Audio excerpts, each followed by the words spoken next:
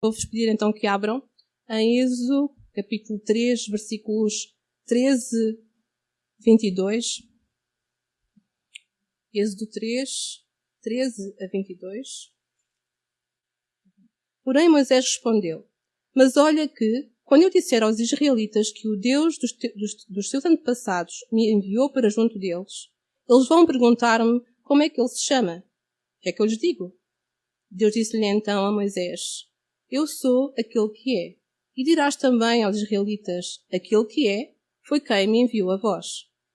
Deus disse ainda a Moisés: Dirás isto aos filhos de Israel: O Senhor, o Deus dos vossos antepassados, o Deus de Abraão, Isaque e Jacó, foi quem me enviou para vos falar.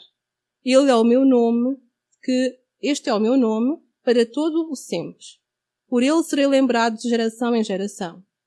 Vai e reúne os anciãos de Israel e diz-lhes: O Senhor, o Deus dos vossos antepassados, o Deus de Abraão, Isaque e Jacó, apareceu-me e disse-me que tinha vindo para vos ajudar, porque viu como os egípcios vos têm tratado. Disse-me também que vos vai livrar de tudo o que têm sofrido no Egito e que vos vai conduzir à terra dos cananeus, dos hititas, dos amorreus, dos fariseus, dos heveus e dos jebuseus, uma terra onde o leite e o mel corre como água. Eles escutarão a tua voz.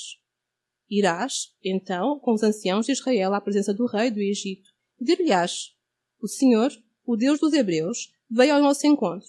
Portanto, deixa-nos ir ao deserto, a uma distância de 3 dias de caminho, para oferecermos sacrifícios ao Senhor nosso Deus. Eu sei muito bem que o rei do Egito não vos deixará sair, a não ser pela força. Mas eu usarei o meu poder e castigarei o Egito com prodígios terríveis que realizarei neste país. Depois disso, o faraó há de deixar-vos sair. Além disso, farei com que este povo consiga os favores dos egípcios, de modo que, quando saírem, não irão de mãos vazias. Cada mulher pedirá à sua vizinha ou à dona da casa em que residir objetos de prata e de ouro e vestuário, e com tudo isto vestirão os vossos filhos e filhas, despojando o Egito dos seus tesouros. Pai querido, entregamos-nos nas tuas mãos, entregamos esta palavra para que tu a abençoes, para que tu a dirijas, para que tu faças morada no nosso coração e, acima de tudo, nos ajudes a transformar quem somos neste momento. Senhor, que ela venha a cada um de nós de forma a cuidar do nosso coração e a aproximar-nos do caráter de Jesus. É no nome dele que eu oro. Amém. Então, o povo hebreu foi escravo por 400 anos. É imenso tempo, irmãos. Consegue imaginar 400 anos de tortura, de escravidão, de pressão física e pressão psicológica. O povo sofria atrocidades diárias, era diário. E neste cenário, a relação com Deus começou a esfumar-se. A relação com Deus começou a tornar-se fria, quase que, se calhar, rotineira, mas não real.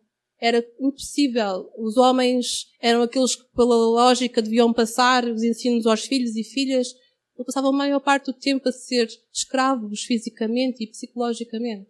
Chegar a casa e ainda ensinar aquilo que era a palavra do Senhor, ou aquilo que eles traziam de geração em geração, devia ser algo muito complicado. Nós vemos hoje, não é? Nós não somos escravos físicos de quase nada, acho eu. Ou se calhar pensamos nós. Mas, em comparação com o que era, e muitas vezes sentimos que nós não temos tempo para ensinar os nossos, certo? Então, naquele tempo havia assim. A relação com Deus estava a esfumar-se. O povo sofria horrores. Estavam afastados de Deus. A fé vacilou.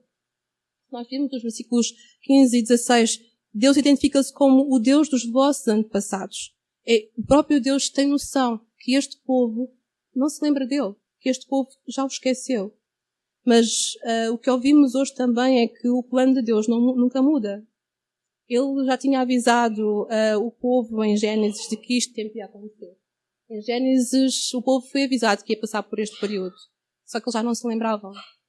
Deus não mudou nada até aqui. E ele protegeu a vida de Moisés até este momento, mesmo com as suas más escolhas. Porque Moisés era e é uma pessoa fundamental no processo da libertação do povo. E agora a pergunta é para ti. Qual é o teu Egito? Consegues identificar esse lugar? Esse lugar de escravidão na tua vida? Esta semana eu partilhava com um amigo e com o Luís que eu sinto que a minha casa interior está em silêncio. Eu sinto que alguma coisa aqui dentro não está bem. Porque aquilo que eu não quero enfrentar está debaixo do tapete. E esse debaixo do tapete é o meu Egito. É aí onde eu me sinto escrava. É aí onde eu me sinto presa. E eu não quero enfrentar. Não quero enfrentar porquê? Porque eu acho que eu preciso de tempo. Eu preciso de solitude com Deus para falar com Ele de tema a tema, de uma forma esmiuçada, com muito cuidado, com muita atenção, para não esquecer nada. Mas eu não tenho esse tempo. Eu sinto que eu preciso de escutar a voz dele, depois dele escutar a minha, com tempo, com cuidado, com atenção, mas eu não tenho esse tempo. Então o que é que eu escolho fazer? Colocar debaixo do tapete. E seguir para as minhas rotinas, como fez o povo de Israel, do povo hebreu. Eu acordo todos os dias às 6 da manhã, eu faço o meu devocional de meia hora, eu lavo-me, arranjo-me, saio de casa para 8 horas de trabalho, mais 3 horas de transportes públicos, eu trato da roupa das crianças, da escola das crianças, dos lanches das crianças, das festas das crianças, da limpeza da casa, do orçamento da família. Agora não tenho conta aqui. Percebem? Então, há tanta coisa para fazer, e eu sinto-me escrava de tudo isto.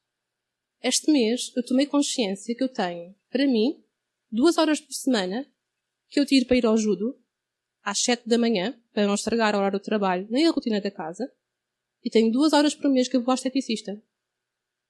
E tomei consciência que há mais de 6 meses que eu não saía com uma amiga para conversar sobre mim e sobre ela. Percebem como eu sou escrava? Percebem como nós facilmente nos tornamos escravos? O povo que estava no Egito era escravo, não por escolha, mas nós podemos fazer escolhas. Então, a minha pergunta para ti hoje é mesmo essa, não é? Qual é o teu cativeiro? O que é que te está a impedir de perceber que não tens de render a esse vazio, a esse silêncio dentro da tua casa interior? Porque Deus tem um plano para mim, Deus tem um plano para ti desde o dia que nós nascemos, já ouvimos isso já. E nós podemos não ver agora, nós podemos não ver há 10 anos atrás, mas Ele tem esse plano. Ele diz-me, desde que nasceste, que tu és minha obra-prima. Desde que nasceste, tu és único. Desde que nasceste, tu és meu. Eu tenho um plano para ti. Ninguém é igual a ninguém. Eu não sou igual a ti. Tu não és igual a mim. Eu tenho o meu propósito, tu tens o teu. Deus tem um propósito para a tua vida e para a vida de Moisés. Deus tem um plano e um propósito para a minha vida e para a tua vida. O problema é que nós podemos perdê-lo facilmente. O propósito de Deus para nós não é automático, irmãos. Nós não somos fantoches de Deus. Ele não chega aqui e diz assim, agora façam. E nós lá vamos. Não. Isso não acontece. Nós temos que escolher. E o problema é que, se nós não escolhermos, nós perdemos a oportunidade de uma vida. Deus não nos vai obrigar a gostar do propósito do plano que Ele tem para nós, do propósito que Ele tem para nós. Ele não se vai impor na tua vida. És tu que tens que escolher. E porque se não escolheres, tu desperdiças a tua vida. Então o que precisamos compreender é que o propósito de Deus para mim e para ti tem de ser escolhido por mim e por ti. Tem de ser abraçado por mim e por ti. E tem de ser cuidado por cada um de nós, seguido por cada um de nós. Vamos ver o que é que Deus diz em Deuteronômio 30:19. O céu e a terra são testemunhas do que coloco diante de vós, as bênçãos e as maldições. O que é que tu escolhes? Bênçãos ou maldições? Escolher o propósito de Deus, as bênçãos. Escolher o mundo, as maldições. E agora, sentes-te a falhar com Deus? Eu também. Eu sinto-me a falhar com Deus. Mas há um pastor que eu gosto imenso de ouvir, para além do Luís, é claro, não é? Quer dizer, que é o Tim Keller. Tim Keller faleceu há muito pouco tempo, no mês passado. Mas ele tem uma expressão que me acompanha muitas vezes, que diz que os nossos sofrimentos desenvolvem o nosso caráter. Ou seja, o sofrimento que nós estamos a viver agora desenvolve o nosso caráter para coisas boas que nós vamos fazer a longo prazo. O sofrimento de hoje não é duradouro. É um sofrimento para desenvolver o nosso caráter a longo prazo. Mas tu tens que escolher. Então nós temos que persistir. O objetivo é persistir. Se o povo hebreu no Egito persistiu 400 anos, apesar de tudo, nós também podemos persistir. Tu não podes controlar a grande maioria das tuas circunstâncias. Tu não podes controlar às vezes onde tu tens que viver, onde tu tens que trabalhar, ou alguma coisa que alguém te fez, mas tu podes escolher como viver com essas circunstâncias. A escolha é tua. Tu podes escolher como lidar com a circunstância. Por isso é que há pessoas no mesmo ambiente, com a mesma história parecida. Umas levantam-se e seguem, outras entram em depressão e ficam lá. São as escolhas que nós fazemos. Então, que escolhas é que tu queres fazer? O que é que tu queres fazer? O que é que tu queres escolher? E isto não é para minimizar a dor de ninguém. Porque eu sei que há dores, há sofrimentos que alguns de nós passam e que só vocês sabem o que é que vocês estão a passar. E eu só posso dizer, eu lamento imenso a dor que estão a viver neste momento. Mas tu podes escolher mudar a tua circunstância. E essa é a beleza do Evangelho. Nós podemos escolher. Vamos ver as escolhas que Moisés fez. Hebreus 11, 24 e 27. Pela fé, Moisés, quando se fez homem, recusou o título de filho da princesa do Egito. Antes quis sofrer maus tratos com o povo de Deus do que gozar por algum tempo o prazer do pecado. Achava que ser desprezado, como o Messias havia de ser, tinha muito mais valor do que todos os tesouros do Egito. É que ele tinha os olhos postos na recompensa futura.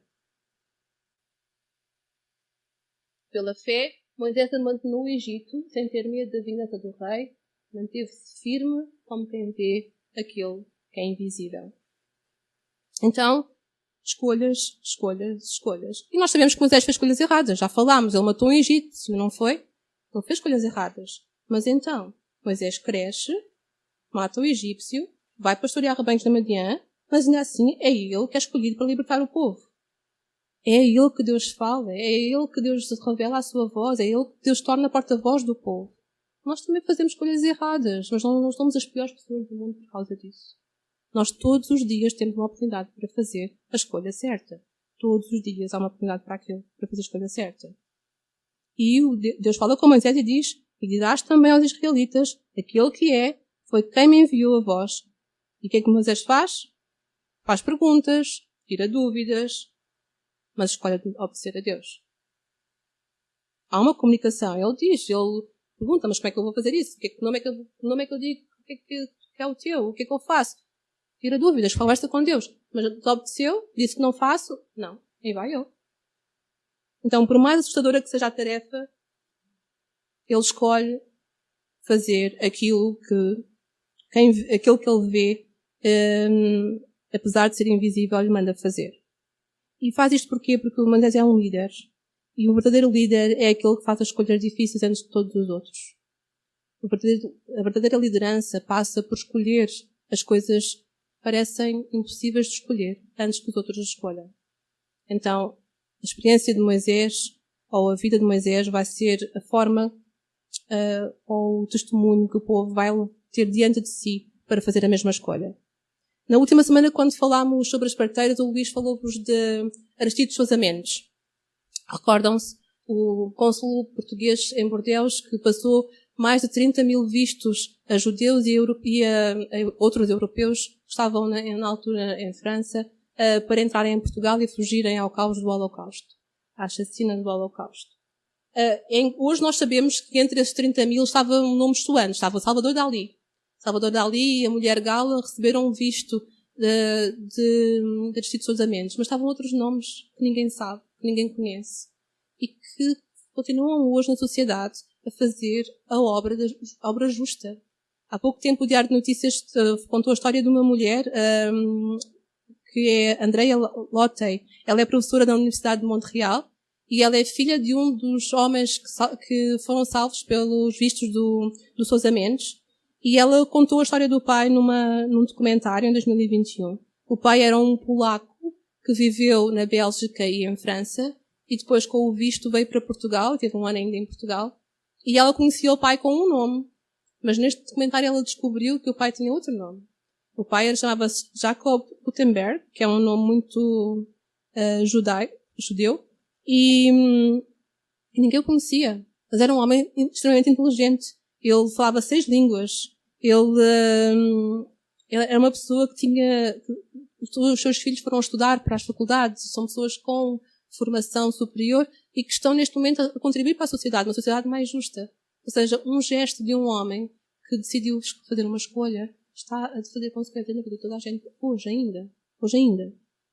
Então, as parteiras do Egito, Moisés e Aristides Sousa Mendes fizeram 4 escolhas que também têm de ser nossas. Queremos manter então a memória de Deus. E vamos só elencá-las aqui. Primeiro eles recusaram que outros definissem a sua identidade. Nem Faraó, nem Salazar. Ninguém vai dizer quem eu sou. A nossa identidade em Cristo é que vai em Jesus. Naquele tempo, eu falava em Jesus, mas falava em Deus. Então, a nossa identidade em Deus é aquela que me vai definir. E é isso que o texto de Comandos nos diz, não é? Vocês têm que compreender qual é a vontade de Deus. É isso. Saber o que é bom, o que lhe é agradável, o que é perfeito para Deus. É essa identidade que nós queremos ter, não é aquela que o mundo nos diz que nós devemos ter. Depois, devemos aceitar uma dor que dura pouco tempo pelo um ganho a longo prazo. Não é? Moisés teve que fugir, as parteiras ficaram cheias de medo das consequências das suas vidas, Aristides Sousa Mendes teve que fugir também. Ainda assim, há um ganho a longo prazo que se vê, que é visível hoje para nós conhecermos a história. Antes quis sofrer maus pratos do povo, com o povo de Deus, do que usar algum tempo o prazer do pecado. E depois, terceira escolha, escolher o que Deus valoriza e não o que a cultura valoriza. Salvar bebés, desprezar o conforto e a riqueza, salvar judeus em risco. Isto era o que a cultura dizia que eles tinham que fazer na altura, era exatamente o contrário. Eles decidiram escolher a vontade de Deus. E o que é isto, escolher a vontade de Deus? Tu já identificaste quais são os teus 3 valores, os teus primeiros valores da tua lista? Quais são os valores mais importantes para ti? É porque se não identificarmos, nós não vamos saber qual é a vontade, se eles coincidiram ou não com a vontade de Deus. Porque podem coincidir com a vontade do mundo. E então não está certo. Então, faz primeiro essa lista para ti. Quais são o teu top 3? Os teus 3 valores mais importantes. São de Deus? Perfeito. É esses que tens que valorizar. Okay? A verdade é que este mundo passa e eles e os seus maus desejos, mas aquele que faz a vontade de Deus vive para sempre. Esta é uma promessa. 4. Decidir viver pela fé e não pelo medo. É que se nós decidirmos viver pela fé e não pelo medo, nós não vamos estar sempre à procura do que é a aprovação dos outros. Nós não vamos estar sempre à procura do que os outros vão pensar de nós. Nós estamos preocupados com aquilo que Deus quer, aquilo que Deus espera por nós. Então, nós somos justificados por Jesus. Nós não precisamos que ninguém nos justifique. Então, estas são as 4 escolhas que nós devemos ter connosco no nosso caminho quando queremos fazer escolhas. Então, que escolhas queres tu fazer hoje? Para estares onde queres estar amanhã, onde deves estar amanhã. Quais são as tuas escolhas hoje? Porque não adianta virmos escutar a palavra de Deus e apenas ficarmos com o texto bíblico. Temos que o aplicar à nossa vida. Então, as minhas escolhas e as tuas escolhas têm influência no nosso futuro. Porque tu nasceste, foste escolhido por Deus. Agora tu tens de escolher Deus. Escuta a voz de Deus. Escuta aquilo que Ele tem para te dizer. Porque Moisés fez isso. Ele escutou a voz de Deus. Fez-lhe perguntas. Mas ele escutou a voz de Deus. Então não permitas que o teu Egito, o teu cativeiro, te apague a memória de quem é Deus para ti. Porque Deus renova as promessas. Vamos ver o que Ele nos diz nos versículos 16 e 17. O Senhor, o Deus dos vossos antepassados, o Deus de Abraão, Isaque e Jacó, veio para vos ajudar, porque viu o que os egípcios vos têm feito. E Ele veio para vos livrar de tudo o que têm sofrido no Egito. E Ele vem para vos dar uma terra onde emana o leite e o mel. Conseguem ver esta ligação com Jesus? Conseguem encontrar o fio que liga a Jesus? Hoje, nós somos chamados, em Jesus, a largar a terra onde nós temos pecado, dor, sofrimento, escolhas erradas e aceitar a libertação em Jesus. Para uma terra, para uma nova Jerusalém, para um céu que nos é prometido em Jesus. Há uma ligação. O Novo Testamento e o Antigo Testamento estão ligados. Jesus está em todo o tempo. Não estamos a falar só de Deus, estamos a falar de Jesus em todo o tempo. Ok? Então lembrem-se do que de escolher. Escolher ouvir a voz de Deus. Okay? Lembram-se que eu vos falei no início, o meu Egito. Onde é que eu estou? E eu disse-vos que estava num silêncio. É impossível haver uma relação em silêncio. Porque relação é comunicação. Nós temos que ouvir. Deus tem que ouvir a nossa voz e nós a dele. Se só um fala, não é comunicação. Certo? É impossível. Uma relação de intimidade não existe sem comunicação. Não existe. Quem casou há pouco tempo ou quem vai casar, de certeza já passou por isso nas sessões de preparação do casamento, não é? É fundamental a comunicação. Se nós não falarmos uns com os outros, lá em casa, então a coisa não funciona. Se nós não falarmos com Deus na nossa casa interior, não funciona. Não existe. Não existe comunicação num só sentido. Então, a troca de conversa, a troca de comunicação é fundamental. Mas agora há outra pergunta que nos surge. Vocês vão me perguntar, mas Xana, como é que eu sei que é Deus a falar comigo? E não sou eu a falar comigo própria? Ou o inimigo aqui a mandar uns bitites? Como é que eu sei? Então há uma forma de nós nos ajudarmos a compreender que é a voz de Deus. Um pastor, Rick Warren, fez uma pregação uns anos atrás sobre 7 perguntas que nós devemos nos fazer antes de termos a certeza que é a voz de Deus. Viram? 7 perguntas. São 7 perguntas. É muita coisa. Ok, aqui está. 7 perguntas. Porque assim, nós queremos... A palavra de Deus diz-nos em 1 João 4:11, queridos amigos, não deem crédito a qualquer espírito, mas verifiquem-se se os espíritos que estão a ouvir são de Deus. Então, primeira pergunta que vocês devem fazer quando ouvem aquela vozinha dentro de vós. Não digam que não ouvem. Toda a gente ouve aquela coisa. Nem que seja aquela imagem dos bonequinhos animados, não é? O anjo por aqui, o diabinho por ali. Toda a gente tem essa imagem. Então, como é que nós vamos verificar que é? Está de acordo com a Bíblia? A Bíblia diz que isso que vocês estão a ouvir é real, existe. Porque assim, a Bíblia não muda. As palavras de Deus não mudam. A palavra de Deus nunca se vai contradizer. A vontade de Deus no vosso coração não vai contradizer o que está na Bíblia, porque a Bíblia é a palavra de Deus. Lembra-se que Jesus disse, a César o que é de César, a Deus o que é de Deus, certo? Então, se estiverem a pensar aí no vosso coração, vamos fugir aos importos, errado. Então, segunda ideia. Esta ideia faz-me parecer mais com Cristo. Aquilo que vai no vosso coração, aquilo que vocês estão a sentir, cola-se a Jesus? Faz com que o vosso caráter se aproxime do caráter de Jesus? Que o propósito de Deus é fazer-nos iguais a Cristo, certo? Em caráter. Então, essa é uma pergunta que nós não podemos evitar. Terceira pergunta. A minha família da igreja confirma. Esta é uma coisa que nós não fazemos quase nunca.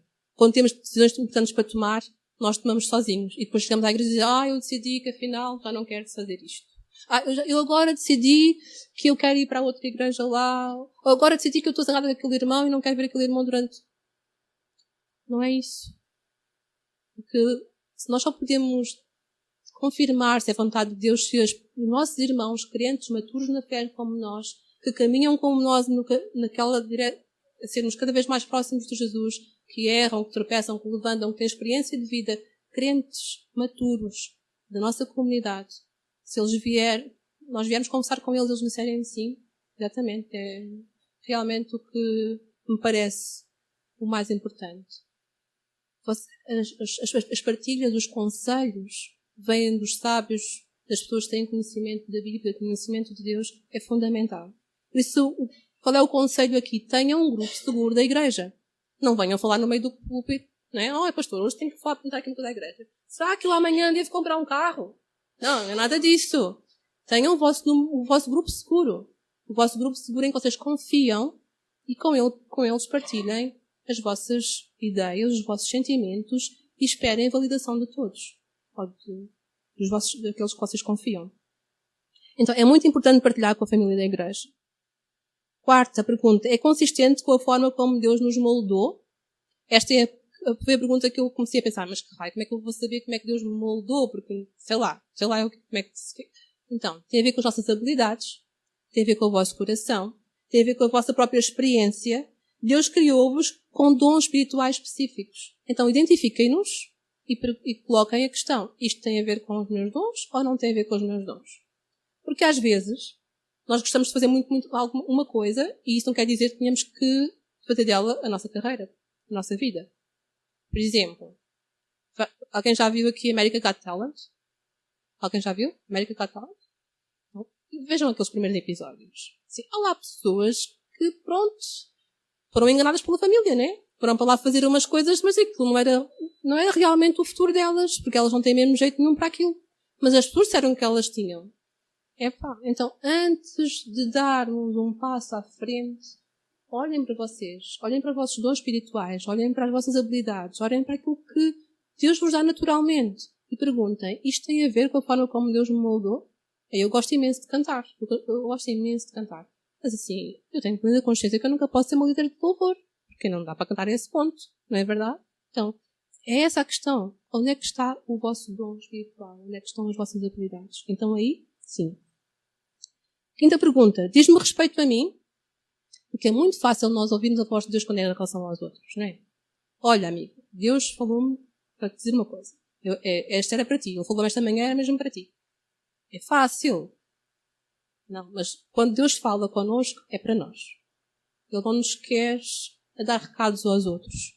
No máximo dos máximos, Ele quer dar-te uma ideia sobre alguém para que tu possas validar quando ela te vai perguntar, porque tu és o irmão maturo do grupo seguro da igreja, não é? Então a pessoa vai lá, Tânia, e diz assim, olha, hoje tive este sentimento de Deus, e Deus também colocou isso no meu coração.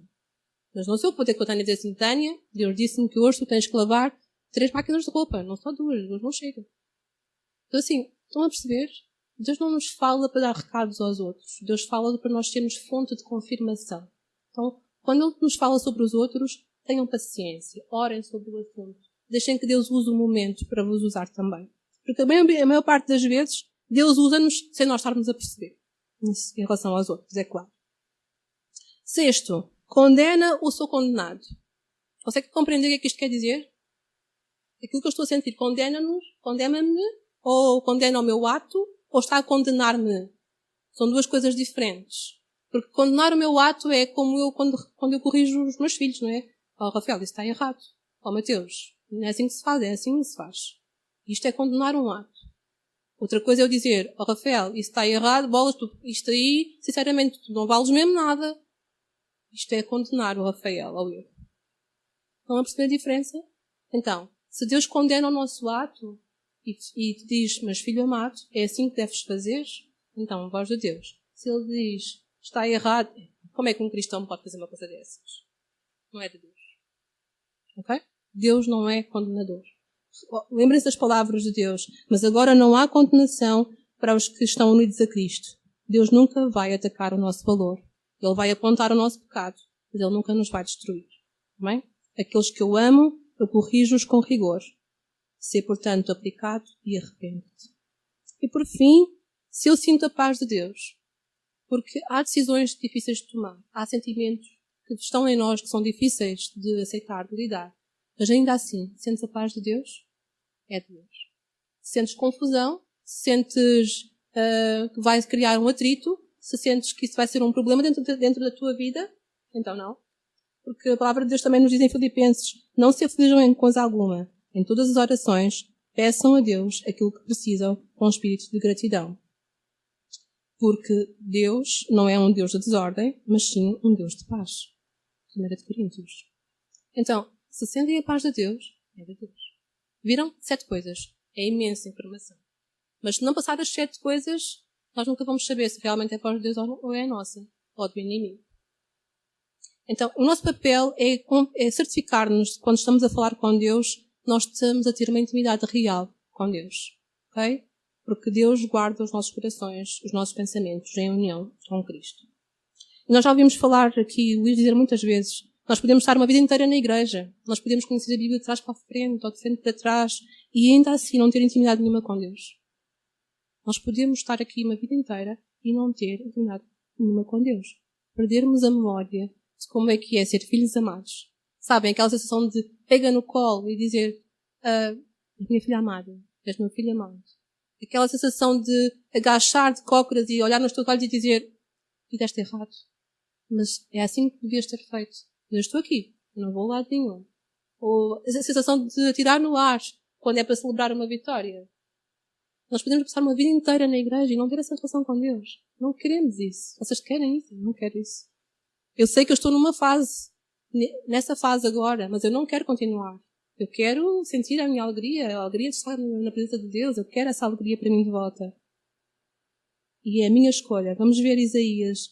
A boa notícia é que Ele não desiste de nós. Nós podemos dizer, o Senhor abandonou-me. Na minha dificuldade eu posso dizer, Senhor, onde tu estás? Mas Deus vai me responder, não pode, mamãe. Mas pode mamãe esquecer o seu bebê?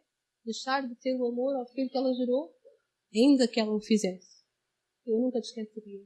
Pois eu gravei a tua imagem na palma da minha mão.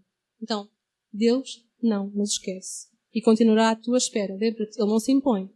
Ele não te obriga a estar na sua presença. Ele vai estar à tua espera. Vai manifestar-se enquanto houver oportunidades para tu o escolheres. Escolhe. Escolhe a vida. Escolhe as bênçãos. Não te percas. Lembram-se do princípio do Evangelho. O princípio do Evangelho é fundamental para nós. Deus salva-nos pela graça e depois muda a nossa vida. Foi isso que Deus fez com Moisés. Fará mais adiante com o povo hebreu. Faz contigo e comigo hoje em Jesus. Então Deus nunca te vai dizer, recompõe-te lá e vamos lá ver se eu te salvo. Isso é outras religiões. Para nós, para o cristianismo, Deus vem e diz, estás salvo. Agora vamos lá recompor a tua vida. Vamos lá reconstruir a tua vida. Vamos lá nascer de novo. Vamos juntos. Já estás salvo. Então não esperem para estar perfeitos, para estar diante de Deus. Vão já. Agora. É agora que Ele vos chama. É agora que Ele vos quer escutar. É agora que Ele vos quer receber. Então escolham. Escolham a vida. Não percam a memória de Deus.